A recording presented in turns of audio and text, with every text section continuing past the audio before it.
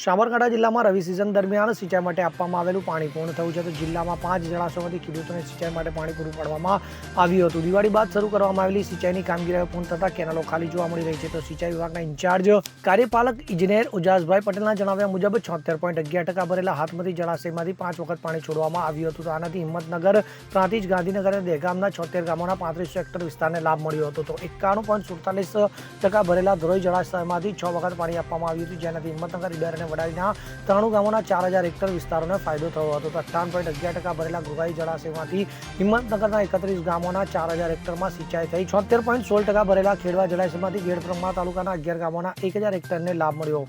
100% ભરેલા હરણાવ જળાશયથી વિજયનગર અને ખેડબ્રહ્મા તાલુકાના 24 ગામોના 1500 હેક્ટરમાં સિંચાઈ થઈ.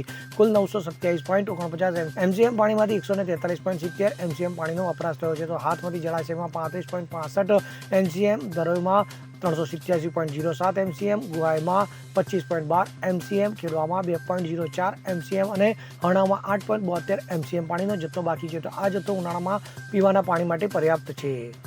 Bureau report, CN24 news.